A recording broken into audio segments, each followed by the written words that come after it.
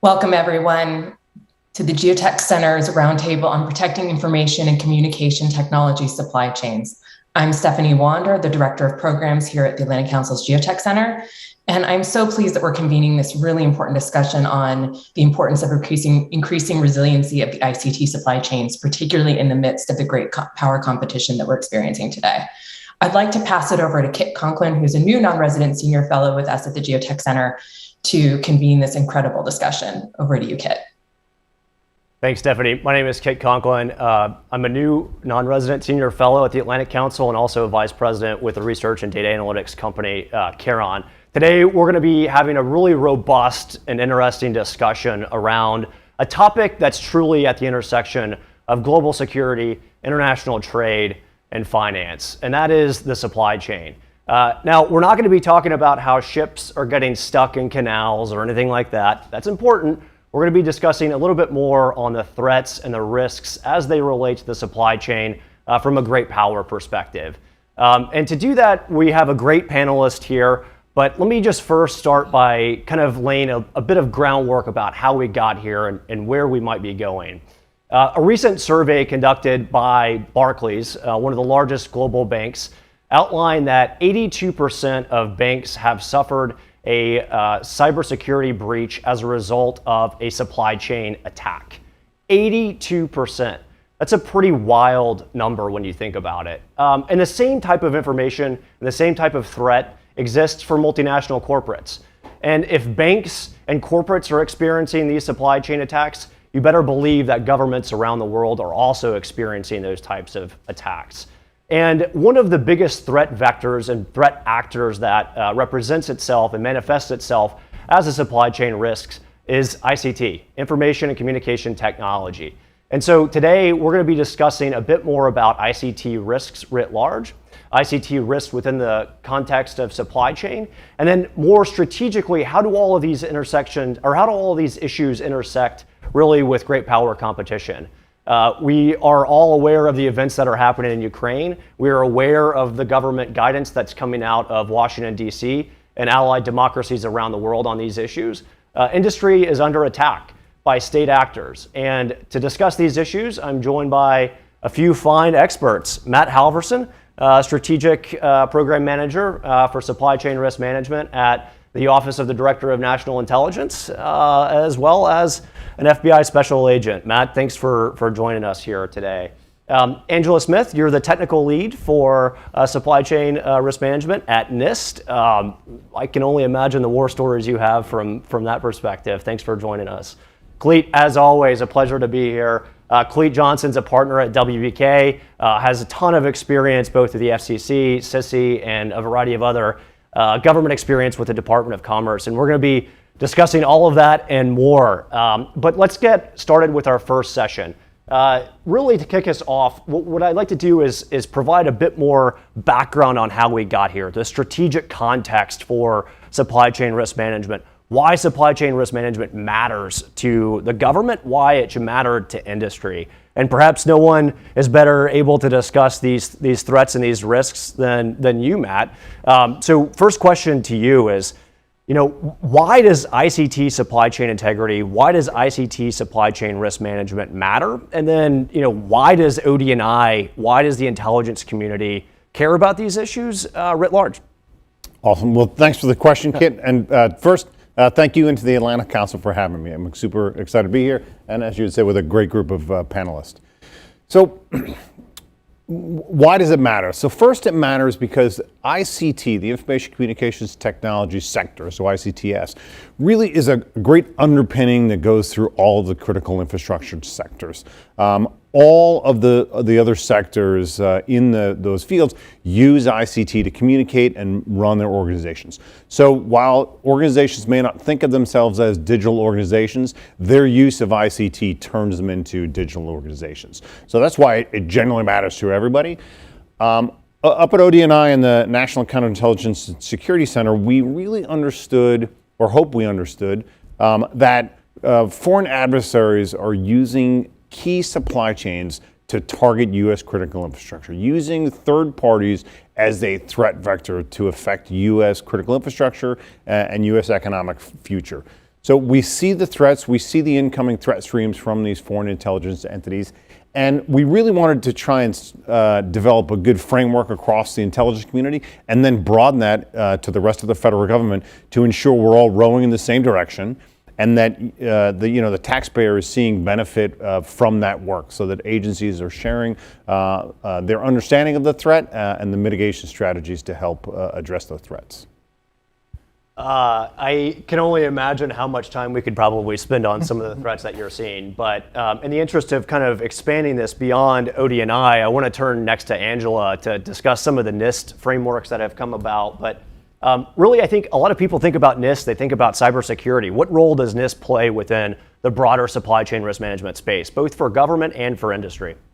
Yeah, thank you. And again, I want to thank everybody for my panelists here and the Atlanta Council for allowing me to speak about a subject that I'm very, very passionate about and something that I think is very important to all of us.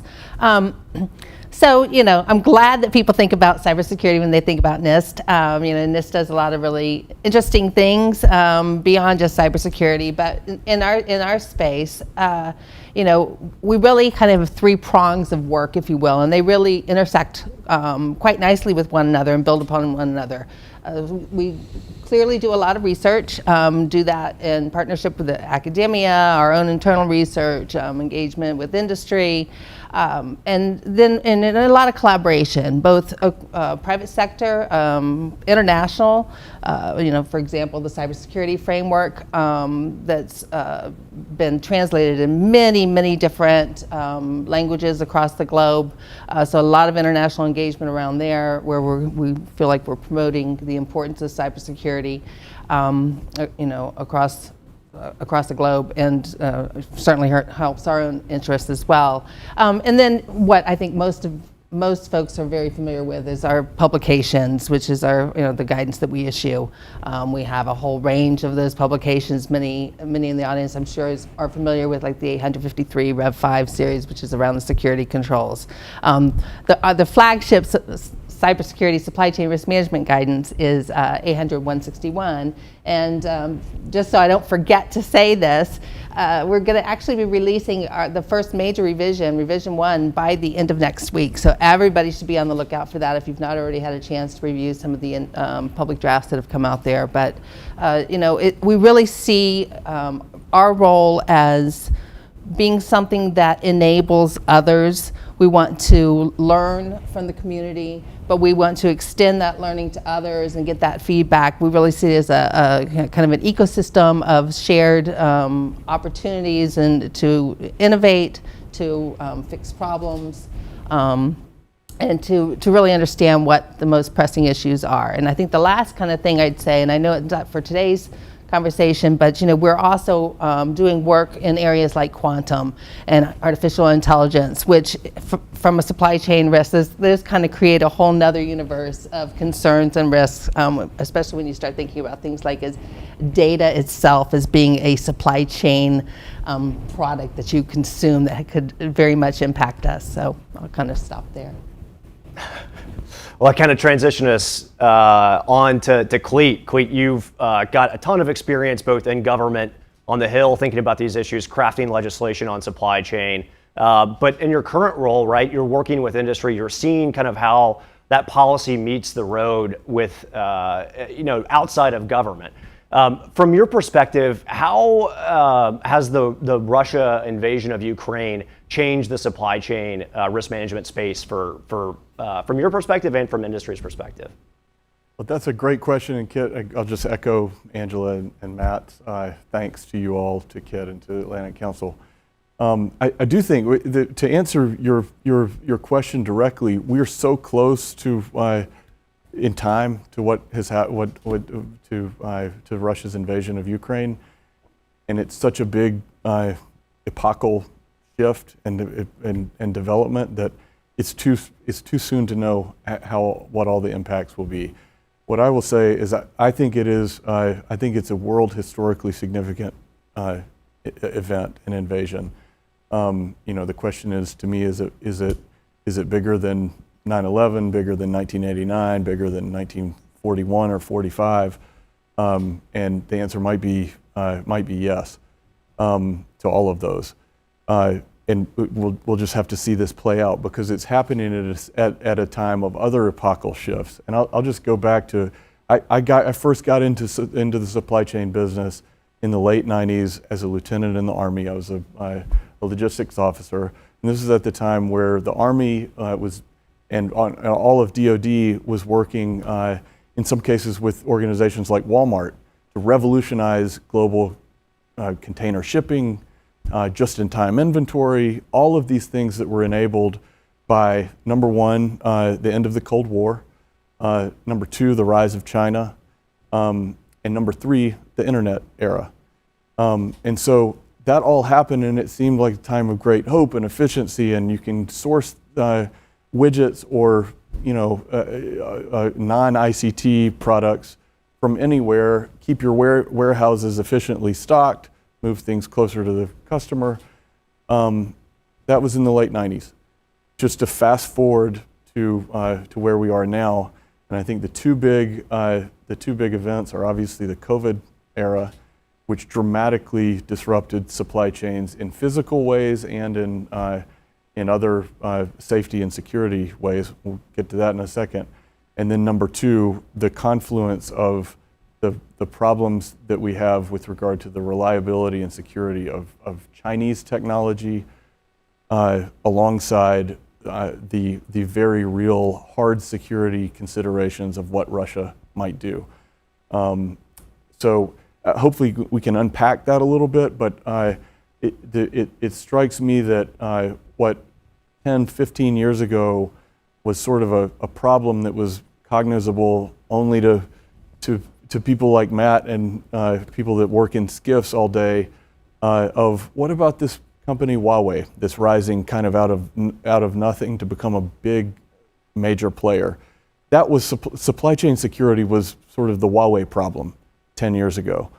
In the past 10 years, particularly the past 4 years, past 2 years, that what was once the Huawei problem is now a much broader China technology sort of insecurity or anxiety, you might call it, mixed with the Russia software, started with Kaspersky. Now it's, and not that Russia candidly makes much of anything that people want to buy. Now you have this confluence of two adversary powers, one of which is suddenly a violent aggressor. And I say suddenly because even though they did this before in Grozny and Georgia and Crimea, this is a step change that takes us into a new era, I think. So now you have the China tech insecurity and the Russia authoritarian aggression. And the question is, how do these go together? And you have the problem of supply chain availability, which we grappled with during COVID, mixed with this future of authoritarian, control-oriented governance, which is enabled by tech and AI and the widgets in the ICT supply chain. And the future of, I mean, this sounds grandiose, but the future of free market democracy. It's not just about just-in-time inventory anymore. So that's a long way of saying that's how I think it changes the last 3 decades. And it's something of a dark moment, I think. So the question is, how will governments, plural, and I think you put the allied and partner governments that govern free market democracies together, how are we going to grapple with this newly recognized insecurity? It's a great point. So we see that daily, Cleet. It's this confluence of regulations that the U.S. government, the Five Eyes, the EU, the Quad increasingly are targeting these types of challenges with foreign direct investment regulations, with supply chain regulations, with new executive orders in the United States, with new laws on the books throughout Europe, all designed to tackle and address a systemic problem that's not just ICT, but broader supply chain integrity, broader free market dynamics. And so with that, I think instead of kind of thinking about this nationally and geopolitically, let's break this down a little bit more in depth with the critical infrastructure sectors. So Matt, you mentioned during your opening remarks that there's a number of critical infrastructure sectors in the United States. If you could just kind of walk us through a bit about what those are, and then explain, the role of ICT supply chain integrity, just in general, for those on the audience that may be from industry that may not know exactly, where those risks are coming from with the critical sector technologies. Yeah. So the government breaks down critical infrastructure based on Presidential Policy Directive 21, PPD 21. Breaks it down into 16 critical infrastructure sectors that are defined by CISA. ICT, that's two sectors: the information technology sector and the communications sector. Each of those sectors has a coordinating council whose goal is to synthesize understanding of government threat information along with business best practices and what private industry is seeing. So it's a public-private partnership for each of those coordinating councils. So the information technology sector has a coordinating council, and the communications sector has a coordinating council. But they understood, those two individual councils understood how important they are to the other 16 sectors, right? So what they did is they formed the ICT SCRIM task force, the Information Communications Technology Supply Chain Risk Management Task Force. It's a mouthful, so we just call it the ICT SCRIM task force, right? And so that blends those together. So what you have is representatives from government and those two sectors come together. They have work groups, joint work groups and products that are available to the public. They're on the public-facing website run by CISA. And they really try to synthesize those threats and those problems. So there's been work groups that I've been a part of that did a lot of work on COVID-19 and the stresses that were hitting the ICT, the supply chain during that shutdown, right? As Cleve was talking about, during those shocks that happened during the initial shutdowns in the Far and Near East, and how that was affecting availability of products and how the ICT sectors were going to provide those products to provide services to their customers. The U.S. government being one of those customers, right? So you and I have talked about this. I know I've talked about it with my panelists here. The U.S. government doesn't own factories, right? We have to buy everything from private industry. So that engagement with private industry through these sector coordinating councils is really key to keeping the key U.S. supply chains moving along, right? Another one of those work groups did a lot of work on information sharing and how to share information, both internally within your organization and externally with other organizations. So I think that task force, the ICT SCRIM task force, has done a very good job of trying to synthesize and get the IT sector and the comm sector. They're separate, but they really blend back and forth on each other. It's possible for companies to be in both, right? Their products and services fall into both sectors. So having the ability to coordinate that and then share that information with the other coordinating councils has been key to try and help harden those sectors for U.S. critical infrastructure. And from a NIST perspective, when we're thinking about these critical infrastructure sectors and we're thinking about public-private partnerships, academia certainly plays a big role in that. What extent, if any, does NIST, or from your perspective, the U.S. government, engage with private sector companies, multinationals, banks, et cetera, that are outside of the United States, but nevertheless may be susceptible to these types of risks as well? So I'll get to your question in a second. I did want to piggyback a little bit off of what Matt was saying with regard to critical infrastructure sectors. So yes, the ICT SCRIM task force has done tremendous work. And in fact, I'll just do a pitch. I did, was co-chair, the government co-chair for two of the working groups, one of which was on identifying threats, supplier and product threats. And the other one was on utilizing qualified bidders and qualified manufacturers list. So the idea that if we can't manage the risk, let's buy what's good and make sure, we're kind of looking at the both sides of the coin. But with regard to the critical infrastructure sector, I think one of the big areas that you're going to start seeing more attention on from even from NIST and I think across the interagency is already happening is the area of operational technology. And of course, IoT is also bubbling up. Yep. So we've started to, and you'll see it in our 161 Revision 1 publication, we're starting to introduce those terms, explain that it's all technology, it all requires security.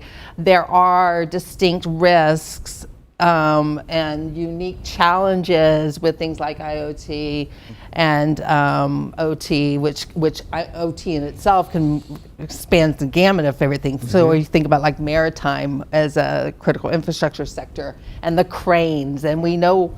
So if we were to extend that, and I know I'm not directly answering your question, but if we were to extend this supply chain crisis we've lived through where there's been difficulty getting things in because there aren't people to drive the trucks and whatever, there's big ships that get stuck in canals.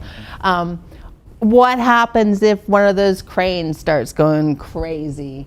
And who's actually doing the cybersecurity and worrying about what's installed there, or who's servicing those types of equipment? So I would just kind of want to say when we talk about ICTs, I think we want to extend that to begin thinking about the people that touch the technology, anybody who can access it, that can deliver it, that can manipulate it. It's not just the traditional I build it and sell it to you folks.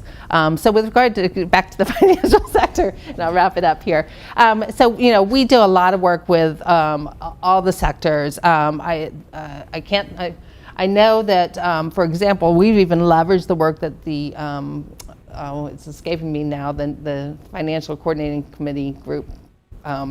Their name, they have a special name, did a lot of work early on supply chain and questionnaires and expectations for their partner relationships. So we've even leveraged that. We were very closely pay attention to what's coming out of all the different groups. And I know that there was an overlay done of the cybersecurity framework for the financial sector, for example. So. Well, and I'll just piggyback on that to answer one part of your question was international and even academic. Here's a question for industry, which is, as both Angela and Matt said, is at the center or heart or foundation, all three really, of the ICT, of the global ICT supply chain. The question for industry is, how do you navigate all of the policies, regulations, international, different jurisdictions. And again, going back to the 90s where everything was becoming standardized, and it was sort of the dawn of a post-Cold War, technically standardized technology sector. That's still the case. I mean, you have in the world that I operate in, mostly the communications sector, with regard to 5G security, there's an organization called 3GPP that is the global 5G standards, and you can go down the list of all different aspects of technology. But the interesting thing to draw out what you guys have just articulated is the communications sector. So think about the network operators, the cable and wireless wireline operators, and all their vendors. They provide wireless connectivity, wired connectivity, broadcast, cable. They are the satellite connectivity. They're the organizations that allow all of these devices to be connected. And then the IT sector creates the devices, the IoT or the networking equipment, et cetera. Well, now those are two, under PPP 21, they're two different sectors that are now more closely, I wouldn't say integrated, but partnered, for instance, through the task force. Yep. But at the same time, they enable everything else that happens in every other sector. Without a doubt. The widgets, that's my term of art for the devices, and the connectivity, be it wireless or wired connectivity. That's what allows the water sector to work, the transportation sector, the electric sector. Electric also has a claim to a pretty foundational, important part of this as well. But financial, you go down the list of all the 16 sectors, you can't do it without devices and IT, and you can't do it without connectivity. And so the challenge there is, how do you govern ICT supply chain security, given that you have literally dozens of just U.S. government entities that have an equity in getting this right, not to mention 190, 200 plus countries and other jurisdictions. So it could be, at worst case, it could be a tangled mess of conflicting or duplicative requirements, prescriptive checklists that don't match each other, or in best case, and this is where I think NIST in particular really comes in, is can we have a way to facilitate technically rigorous standards that promote globally harmonized risk management?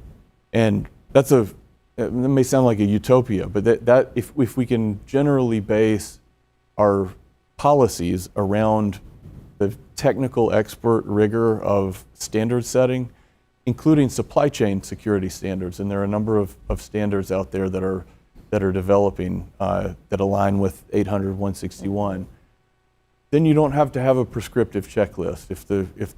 If the policy is built around this technically rigorous standard that was developed by scientists and engineers, then you've solved a good bit of the problem. So I'll leave it there, and maybe we can circle back to some of the harder challenges, but that's a pretty important foundation. Well, it's a great kind of segue to the next part of the show today is best practices. Where does the rubber meet the road with respect to supply chain integrity threats and how to defend against them, how to not go overboard with due diligence that never ends, right? Industry has finite resources to measure the risks in this space. Government is spending who knows how many FTEs and job and man hours looking at these issues. Industry, arguably one of the more susceptible pieces of the ICT secure supply chain piece, doesn't have those resources, right? So what I wanted to discuss next is best practices. How can governments, how can industry, how can academia work better together to solve this problem in a way that actually is risk-based and is a definable win? So with that, Angela, I think from your perspective, to Cleet's point, NIST is the North Star for a lot of these regulations. You provide the guidance, you provide that analytical and scientific rigor for these regulations. Industry across verticals think about NIST as that guiding principle. But from your perspective, what are some of the key supply chain security frameworks that NIST has published that you think represent the most valuable piece of data on these solutions that industry and others can examine? Yeah, thank you for that question. We put out a bunch of different guidance. A lot of it's, kind of more tailored and focused, but so I'm going to highlight, I think, the more prominent ones that come up over and over again that are kind of fundamental and core to a lot of all the other guidance we put out. We leverage that. So I had already mentioned earlier, for example, the 853 revision 5, which is kind of the compendium of security controls, which includes enhanced controls too. So it provides that flexible framework for you to be able to identify what is particular for your contextual situation, your use case, apply your risk tolerance to identify the security controls that make sense for what it is you're trying to safeguard and protect. And then there are various overlays that fall into that. For example, the 161, the supply chain risk management security controls, we have supplemental guidance, which we consider an overlay of the 53 revision 5, which speaks to more of the specific. In addition to, doing access control, we might have something around guidance that, like, you need to also think about, the third parties that have access needs and things like that. So we extend that control guidance. The risk management framework is an obvious one.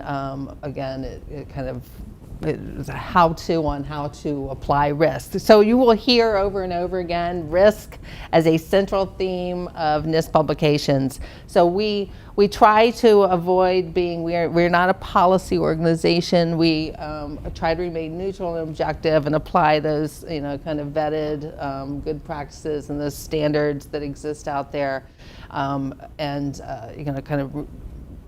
We want to be seen as a partner or somebody that can be trusted. So I'll highlight the NIST framework is another one for, we haven't talked about workforce here, but I think all of us know that supply chain risk management is kind of a nascent field, and it really draws upon a range of knowledge, skills, and expertise and abilities that pull from multiple different disciplines. So to kind of find that magic little solution to create somebody and define what those work roles are is kind of a new muscle movement for the competency folks out there who work on workforce. So you'll probably see more to come on the NIST framework in this area. Definitely anybody who's interested in teeing up good ideas there, we're welcome to. And of course the cybersecurity framework, I've already talked about that. And then, although we don't call it a framework, of course, our flagship supply chain risk management guidance 161. I will say that is written from the kind of the perspective of what you need to do to implement a program, and from the perspective of an acquire organization. We are anticipating that as we move forward, there'll be additional guidance that begins to focus more on the supply chain side of the house, similar to what has occurred in the out of the Executive Order 14028 with software supply chain. You're starting to see some of that, and we've included some of that in our guidance that's about to be released on that topic. So. I can only imagine how long it took you to memorize all of those regulations. An impressive memory there. But I think that leads to another interesting point where there's so many regulations, there's so many guiding principles for cybersecurity, for supply chain risk management, and you can spend forever trying to manage the security of your supply chain, and you may win and you may not win. And I guess the difference that I'd like to ask Matt about is there's a solution for industry when it comes to supply chain risk management, and there's a solution for government when it comes to supply chain risk management. From your perspective, working kind of in the middle of those two, where do you see, what's a win for supply chain integrity? What's a win for ICT supply chain risk management? That's a good question. The first is, the first is, you can't prove a negative, right? So you can't prove that an attack or an exploitation didn't happen. That's a hard one to kind of prove. So I'll say the first win, in a broader sense, as Angela had mentioned, supply chain security is a kind of a nascent field. One kind of win will be when it's not a nascent field, right? Like that will be a win, right? When we have when it is a well-known topic that all of the team members that need to be part of the team are there and are participating in the team, right? We'd like to say the supply chain security is a team sport. There are probably a fair number of people, tuning in today, listening to this conversation, that are new to this field, or they've heard about it, or somebody at work has told them, or their boss said, hey, you need to get smart on supply chain security. I consider it a win when I go out and talk about supply chain security, and my audience or group that I'm briefing or responding to says, that guy didn't tell me anything I didn't already know. That's a win. I would consider that a win. That means that the information campaign, that this is an important threat and something to be taken seriously and need to be addressed, that we have done that, and that people know that and are engaged on it. So that's a kind of a broad, kumbaya, hand-holding win. But I think it's a real win in getting this field more professionalized, so that it's not just pawned off to the logistics or your acquisition folks, right? That a win is knowing that this is a team sport, and that you have a robust team providing the best information to the risk owner in an organization so they can make an appropriate risk based decision for the organization. So they're not guessing in their acquisition, procurement, or contracting process. So they're not hoping that they made the right decision, that they're making those decisions based on a robust amount of information so they can make those decisions appropriately. That I think is those, I don't say that because it's not one thing, it's more than one, right? That category of things I consider part of the winning. Yeah, and Cleet, I mean, from your perspective, you're seeing the industry pick up on the government guidance, the government announcements about these risks. What are you seeing in terms of what's a win for supply chain and industry? No, I'm just going to pick up on what Matt just said, and I actually think it might boil down to, first of all, you never will secure the supply chain across the board. We were talking about this earlier. It's much more like a public health issue or a personal health issue. There are viruses and bacteria all around us. And what you really need, and I think this gets to what Matt was saying, is you need systems in place for, number one, threat awareness, and number two, anomaly detection. And so you might just take Angela's and Matt's institutions' different approaches to supply chain security. I think a win for industry would be for industry to through standard private sector driven standards and guidance that emanates from places like NIST that are themselves facilitated by the government but really infused with private sector technical rigor.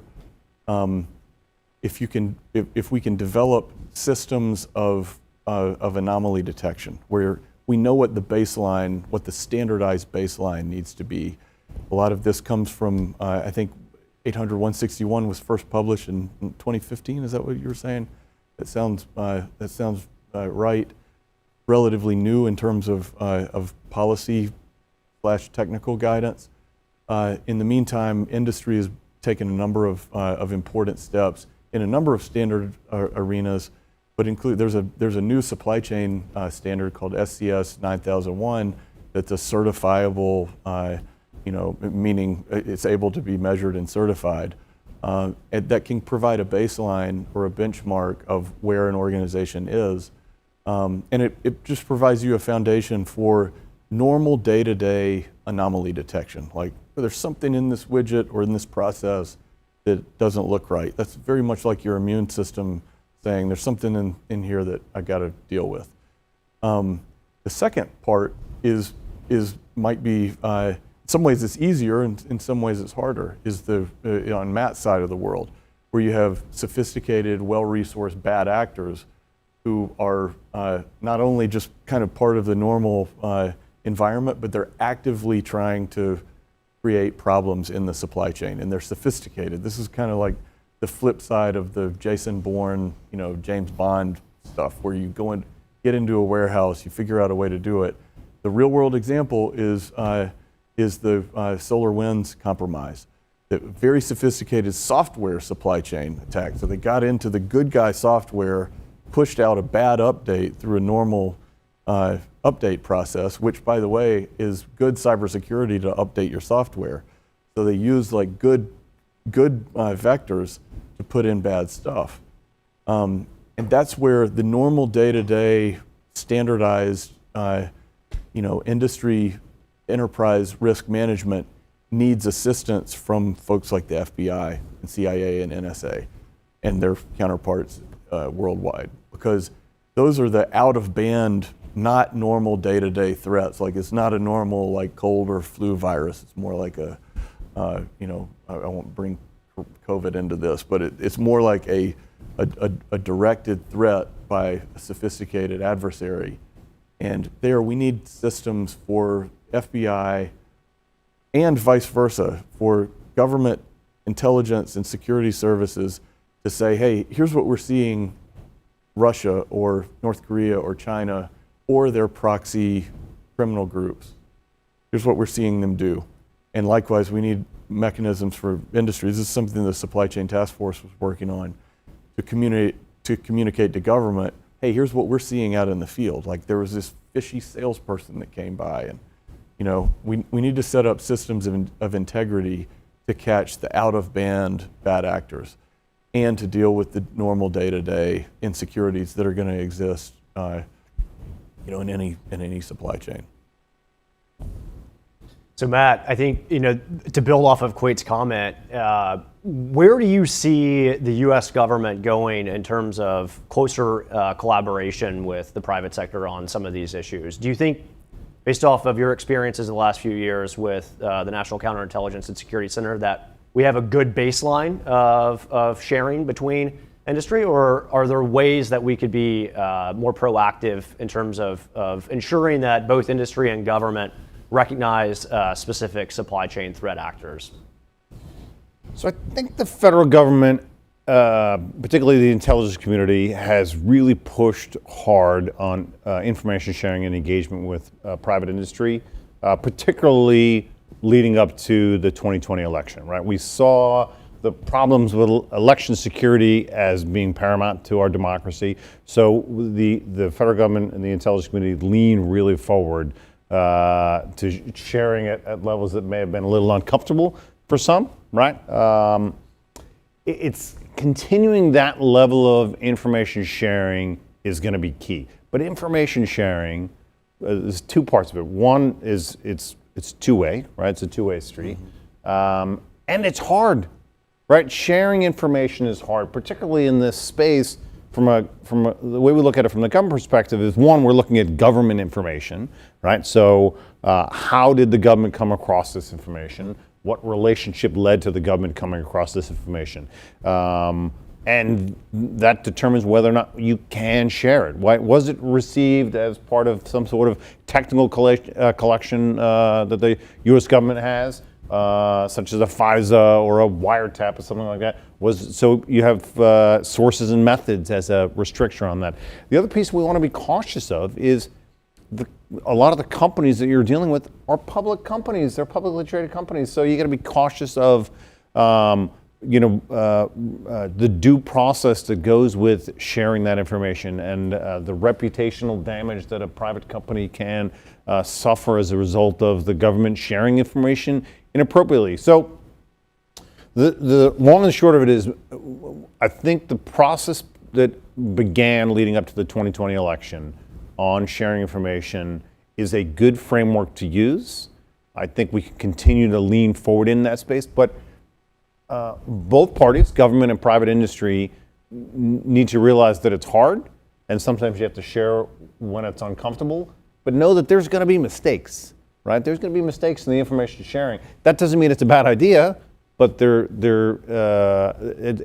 going to happen, but it's necessary for all of us to have secure supply chains.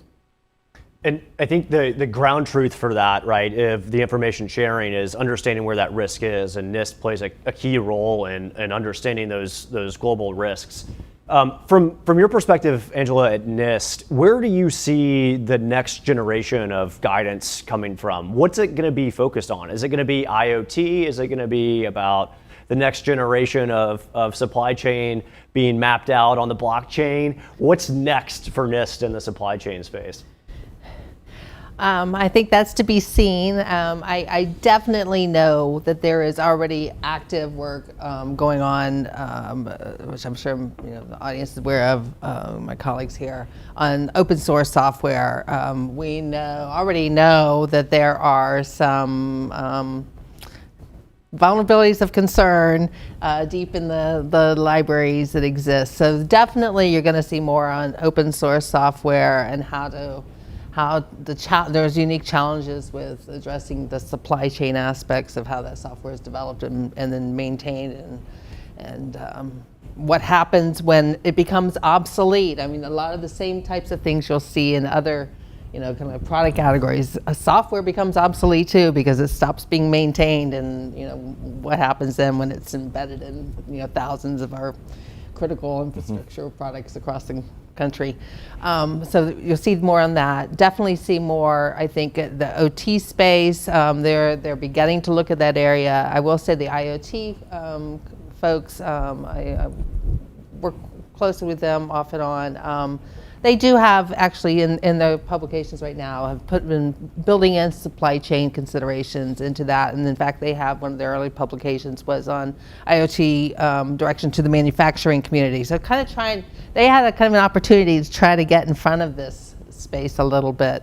I personally think I don't know what my colleague John Boyens will think about this, but no commitments here, but I definitely think there are going to be supply chain issues with AI and machine learning.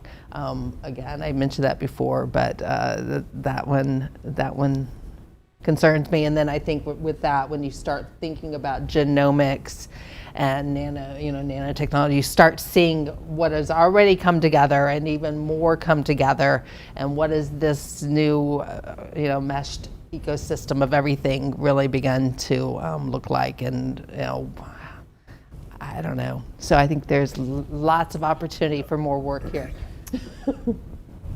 Yeah, and just to pick up where Angela left off, it's interesting. I've talked about anomaly detection before. One of the great benefits of AI and machine learning is anomaly detection. So AI and machine learning can be an extremely important part of supply chain security. And it, just like the solar winds example illustrates, if the AI or machine learning is corrupted with a bad algorithm or with an adversary operation, then the thing that is supposed to be protecting you can be showing anomalies that don't exist, or missing anomalies that do exist. So this is what I think, that just like every other aspect of security, every technological advance can lead to greater security. It can also, this goes back. I would often use the sort of the example of every invention since fire has been used by good guys and bad guys, and in war and by criminals. And so that will certainly be the case throughout in the future of supply chain security. And to me, and now speaking as sort of as a regulatory lawyer with experience in industry and in government, to me the holy grail of sort of the North Star that we should be following is, how do we maintain a proactive, this is where I love the NIST cybersecurity framework, because it never gets stale. It's always being updated. And I don't mean just in revisions, but the very nature of it, the way one of Angela's NIST colleagues, Adam Sedgwick, put it early on in the framework's history is, if you're using the word compliance with regard to the framework, you're not seeing it right. It's not a compliance document. It's a playbook. It's an active, and not just proactive, but always active risk management approach. And it has all these more specific sets of guidance, like 800, 161, and 53, and all the other standards that are out there. But the idea is that if you're an enterprise, you need to be proactively vetting and checking your supply chain security using every tool that's out there, including AI. And then you need to check the AI. And it's an ever evolving, active risk management. And to me, we have a number of actually hard regulatory processes underway. The Commerce Department has its ICTS rules. The FCC is implementing the covered list. It starts with Huawei ZTE. The 3 surveillance camera companies now includes Kaspersky, China Mobile, China Telecom. So those are 8 named or 9 named companies that are seen as bad guys by the national security establishment. So that's a helpful highlight. But how do you make that, the implementation of that, and more broadly risk management, a non-prescriptive static checklist? To me, the future is about accountability without being static, because we need to be accountable and forward-looking and proactively risk managing into the future. And frankly, it's a lot easier no company wants to be regulated. No company wants a checklist. But sometimes a checklist is easier because all you have to do is comply with the checklist. So if we can inculcate these proactive risk management principles into forward-looking supply chain risk management, that's the policy outcome that I think we need. Supply chains evolve, right? Supply chains aren't stagnant, and conducting risk management on one specific day, one specific entity against one specific target is a snapshot in time that will be obsolete by the time you're finished doing that diligence. It requires continuous screening, continuous monitoring, and continuous risk assessment. I think you mentioned that at the top, and you summarized it really well just then. We've got a few more minutes left for the discussion this afternoon, and I want to open up the floor to questions from the audience. We have a few that have come in, and I will read these off for the panelists now. One question is, how can government hold ICT entities accountable for performance goals? Anybody want to jump on that one? I'll chime in a little bit. I don't want to do it from a regulatory standpoint, right? We talked about no company wants to be regulated, right? So the biggest way the government can do it is with purse strings, right? Is with contracting. So there's a big push to change contracting language that the U.S. government uses in engaging with the ICT community. So when we go into our procurement process, we are baking security into the process in the contract language. The more that we do that from the U.S. government perspective, the more private industry is going to get used to that and may copy those processes, right? So I don't see it as a prescriptive way with regulation or legislation or anything of that nature. I think it's just going to become part of business process, security being baked in there. And the U.S. government can help do that in some respects with their purse strings. And I know GSA has been doing a ton of work on developing that contract language so that it's uniform across the federal acquisition community. We are also helping and engaging with the with the state and locals, right? So we worked, NCSC is engaged with the National Association of State Procurement Officers to try and help them understand that security needs to be in their procurement process. And obviously, federal funds being used through grant processes, you can build that in. The way we built in the 889 prohibitions to federal grant money as well. So those Chinese companies being U.S. government federal government money can't be used on that. So we built that into some of the grant money that we give to state and locals. So I hope that answers the question the person sent in. I don't want to prescribe it, but really kind of force industry to say that security is value added, and companies will pay for increased security. Yeah, I think I would just add a couple of thoughts to that. So we've done some research. It's been a few years now, though. We were trying to understand kind of the causal relationships between organization security practices and what that might mean in terms of performance outcomes, to include like even their susceptibility to breaches, things like that. So long story short, there's definitely more opportunity to work there. We didn't really find a causal relationship. There was definitely some correlation that we saw begin to emerge, and interestingly enough, it is kind of around the area of surprise, surprise, companies that like have good quality practices and follow good human rights, ethical practices, tend to do security pretty well as well. So I think kind of the good news there is the traditional things that we are looking for in the firms that we engage with and what we buy from, you almost begun, the good ones are going to start, and they have already started to understand that security is important. It's vital to their business. It is a differentiator. So you will start to see that there's a synergy that starts to emerge there. So. And I think, to the extent that we can continue to promote that through things like preferences or other incentive type based things as opposed to the punitive side of the house. And some of that might happen through things like the labeling programs that Congress is starting to, have us look into. More transparency and visibility allows good consumer decisions.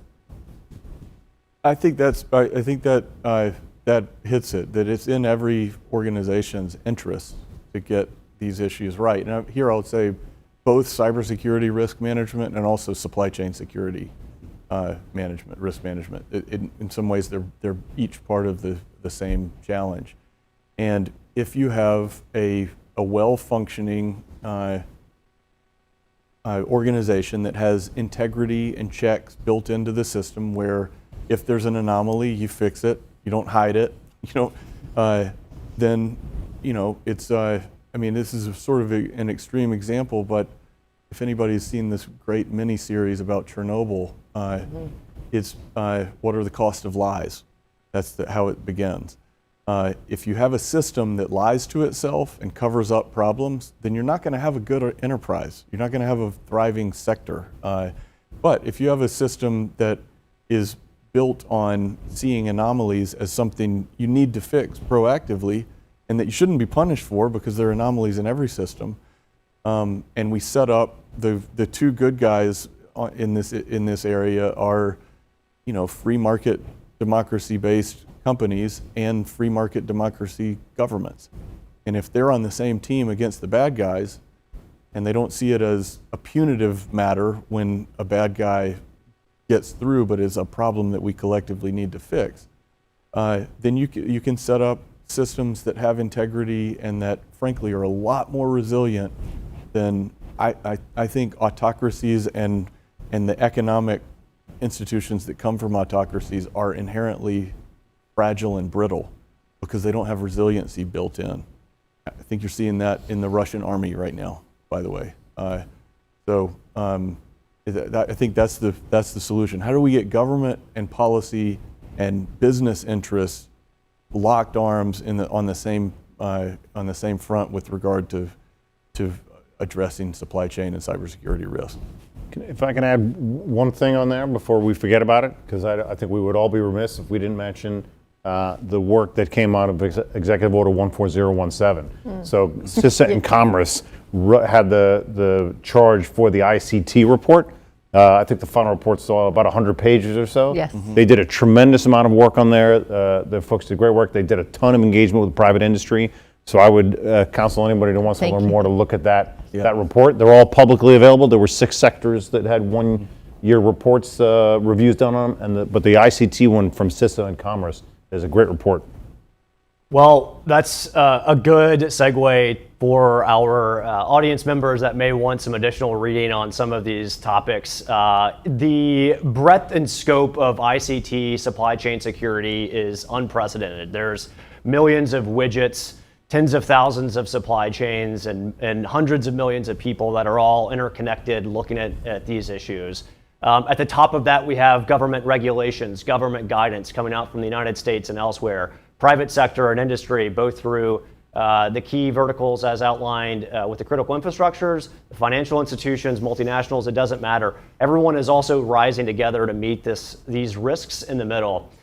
There's a million more things that we could discuss here this afternoon, but a sincere appreciation and thank you to our panelists for your time and your commitment to this event. A special thank you to the Atlantic Council for hosting us in these wonderful spaces. And of course, a shout out to the Geotechnology Center, where we examine those issues at the intersection of global security, international trade, and emerging technology. Thank you all for joining us. Look forward to seeing you again here soon.